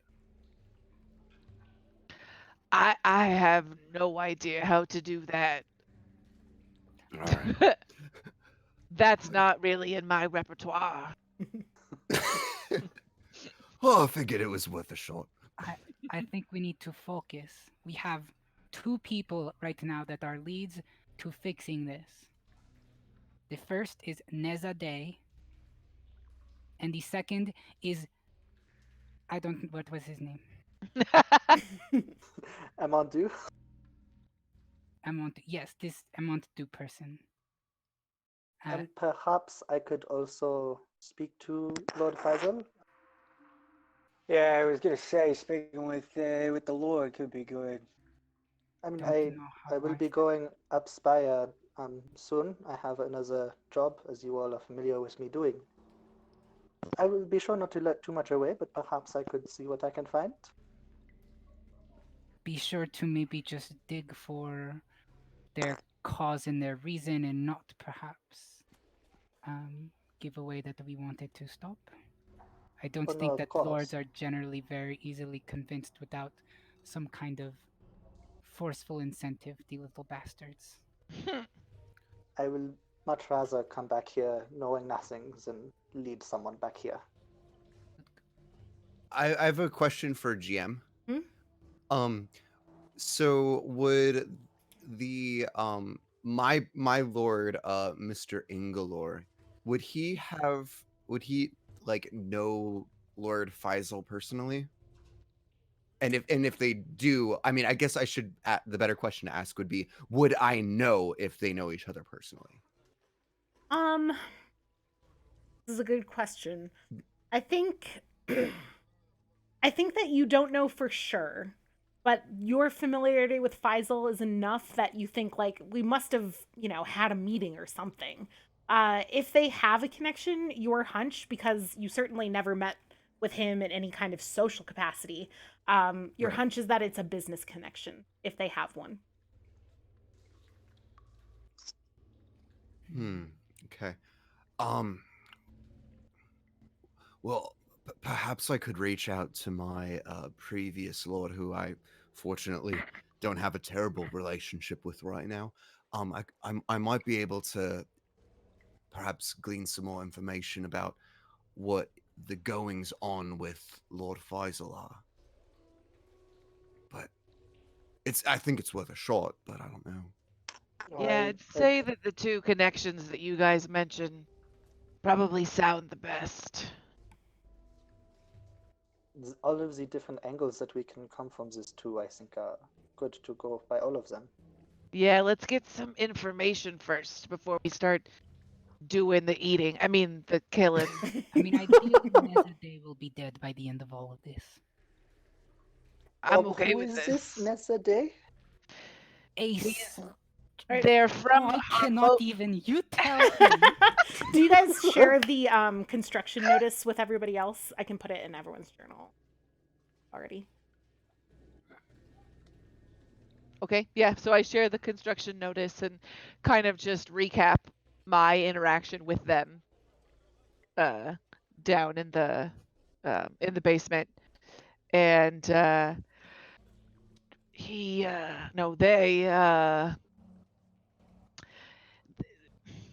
they seemed okay with me.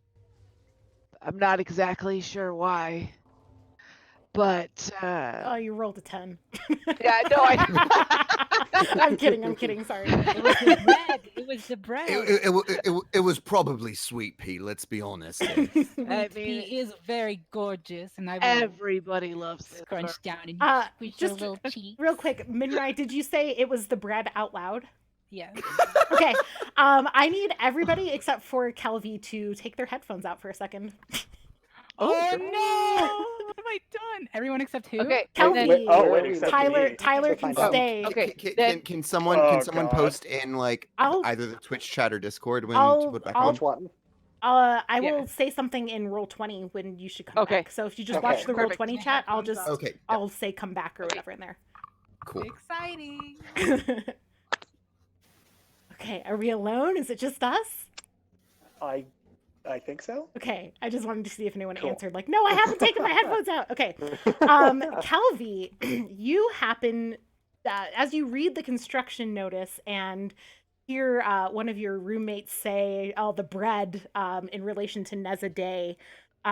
This pings something that you are aware of, kind of distantly, about not Harmonious Properties, but another group. Which at this exact moment, here I am blanking on it. I can find it really fast. Sorry. I'm like so excited to tell you this and then I forget to I'm actually excited check. to learn. Yes. You're familiar with a group called the Herald Corporation.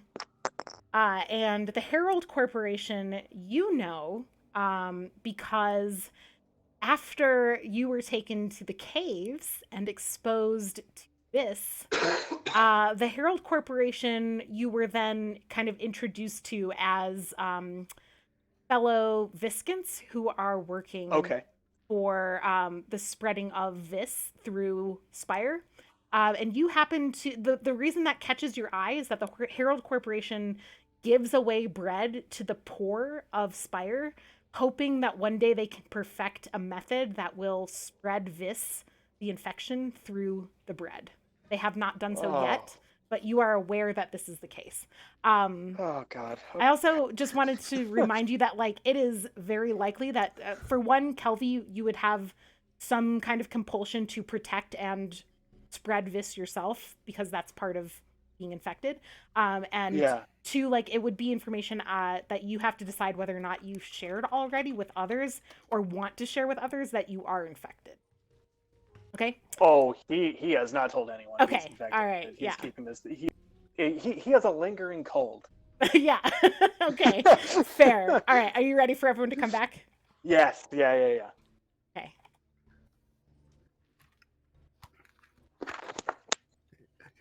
You called? Hello. Oh, hello. Turned. Okay. Greetings. Nothing of interest happening over here. Got it. I didn't think so. hmm Okay. Just a very bread. I really enjoy Lena's. Oh my God, fuck this. Fuck what? So, you were in the midst of discussing who is Neza Day. You shared the construction notice and mentioned that Neza had a reaction to being told something about bread. Yep. That's how it be. And all of us noticed this. You noticed that Neza had a reaction. It's kind of up to Tyler, based on what we just talked about, if you think Kelvy would react or anything else, or no. He's definitely gonna read it. And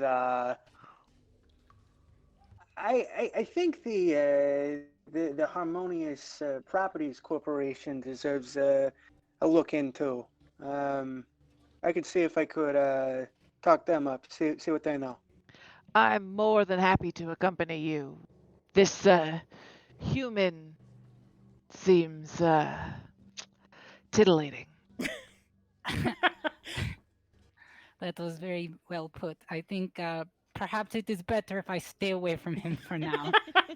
You did pull a but if scimitar on you- him. If you do happen to get a vial or cup or bucket or barrel of his blood, you know, I mean, the clutch what is if I very want it clean. for myself? We share, you know. It's true, Midrai.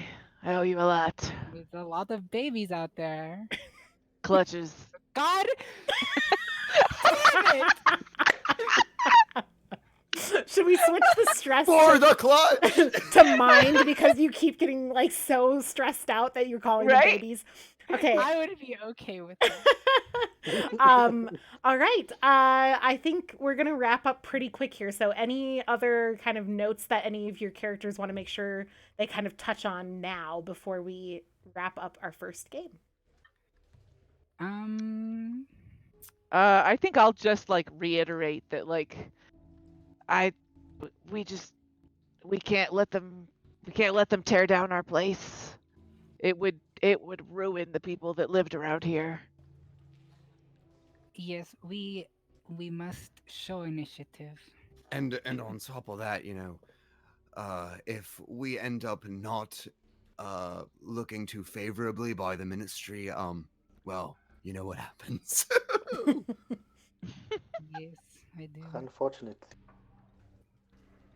I am actually going to go up to Rick.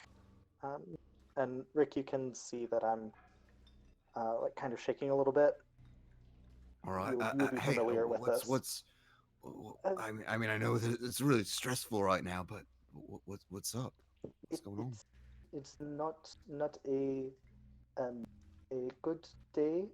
If you know what I mean. I mean, I don't want to, get into any old bad habits. But I mean, if you have anything that could maybe help, the sound, it's also loud and all Get of your the feelings and. Say no more. I've got you covered. And I pull out from a concealed pocket a healthy dosage of Malak. Now this right here, this is the good stuff. So use it wisely, and try not to flash it around if you can. Oh, no, of course. Hopefully, I will be more helpful today. Now, it was a little too much this morning. So thank you. I guess. Totally understandable. Is your character wearing like a trench coat? Like you just open up and you just Well, got, no, like, I have my massive ceremonial robes. Oh, okay. Oh. Yeah. Ceremonial dealer robes. I love the idea of just like these like intricate, amazing, like goddess of the moon worshiper robes, and you're just like in like pulling like vials of drugs and being like, oh yes. This one's supposed to be where we keep our Bible. Good stuff. Any other little interactions or things you want to kind of say as you wrap up? Since I won't be going with Barnabas, I will go over to Sweet Pea and bend down and squish. Her? I don't. She. I will squish her little cheek and I'll be like, "You bring them back safe. I know that you like to eat people. That's okay. As long as they come back safe, little Sweet Pea, you kill all of them. Bring them back." And Sweet Pea licks your face. Oh, little baby. So cute. Okay, I'm okay. Anybody else? Okay. Well, then I think we'll wrap up there. And I just wanted to remind you all as players that you do have access to a lot of abilities in your player sheet too that are like things like you can ask the GM questions, some of you, or like, suss out stuff. And so don't forget in future games as we kind of get our sea legs under us in the system that you can always like earlier when Sam was like, I don't know what I can do in this situation. You can always check your abilities and see if there's something that says like once per scene, you can find out something about what's going on, or, because a lot of you have those kinds of things. And so you're welcome Mine to is in be a using dangerous those. situation. Yeah. So Barnabas is a bit of a tanky fighter's build, so maybe yeah, he is. less I'll built say for that that. My, But my character tends to be more of like a healer, and yeah. I just wanted to like throw it out there just to remind you all, and also for people at home to know that like there are those kinds of like abilities associated with the players. We just didn't use any today, which is totally fine. Is it Actually, bedside manner. When I heal someone, would Mhm. we consider this like me giving some Malak to Hennis, me healing him? Yeah, spoken like a so I true guess dealer? I'm Do you- not yeah, like a going through true withdrawal. dealer. I now have a bond, an extra special bond with you You already until have the next day. a bond with Hennis, right? I For helping me with my addiction with For helping, Malak. yeah, it's already. I don't know. Helping. I don't think that bonds with individuals stack in any way. So I think that would just kind of like, okay. yeah. What we might consider for next time, and you might like make a note if you've got notes somewhere, like to ask me about this again, because I will probably forget otherwise. If we want to run that angle with Amandu and say that like you helping him get some sleep or whatever through giving Malak, like if we want to try and work that angle, we would have to do it. But if you want to, I think that could Yeah, I mean, possibly work. it would have to be like I think he would have to consciously be aware of the fact that this substance came from Right. me, Yeah. right? Yeah. Yeah. So I guess Mama would have to tell him. Yeah. Yeah. So yeah, I mean, if you and I can talk about that and we'll just work it out. But I mean, you met Mama. I don't think she's the type to keep secrets like that necessarily. So Yeah, sure. yeah. Okay. Yeah. Good. So those. I think we can work out the rest of that after closing out the stream too, so we don't. But I guess thank you for those of you who did tuning in for our first game. Thanks, everyone. As far as I know, we're playing again next week at 6:30, and I think we're streaming again on Helpful Goats. So if you are interested in seeing where this goes, and how the next kind of information gathering stage plays out, then come back next week, 6:30 Mountain Time, here on Helpful Goat. Maybe I'll eat some people. Yeah. Maybe we'll eat some people. I hope so. Bring a drink every time we save for the clutch or talk about moisture Yeah. levels or And moisture Don't levels. die. game. Yeah, of course. I also really love enjoyed that we've before just the clutch has become it. Yeah. from the get-go decided we're just splitting up the party. This is a campaign that splits the party. We gotta All right. make it hard for you. I mean, yeah. And thank you so much, at least, for running this. Yeah. This is Yeah, awesome. thank you. Yes. Just I guess as a reminder, if anyone's still listening who doesn't already know, you can tune in to Helpful Goat tomorrow at 7 p.m. for the one shot that Rachel, Sam, and I are playing in. For their 7 p.m. Mountain Time, 9 p.m. Eastern Time. yes, for Tier Amberheart, and I won't eat people tomorrow. I don't think I'm not eating anyone tomorrow. Yeah, no. I think we're good. And I won't be eating ever tomorrow. This is true, but we might go Oh, yeah. fishing. Hey, we might go fishing. Sorry, I hope that wasn't like too much of a like reveal. I apologize. I just got excited, Sam. Okay. And then on Saturday, you can tune in 7 p.m. Mountain Time, 9 Eastern, for the fourth episode of Dom and Dragons with yeah. Dominic Monaghan and the regular cast of Helpful Goat. So I think that's it. I'm gonna close us out. Thank you so much for watching and playing, and you all players are welcome to stay in the chat and chit chat after I close this out. So Yay. yay. Thanks for watching. Bye. Bye. Thanks. Bye, everyone. Bye.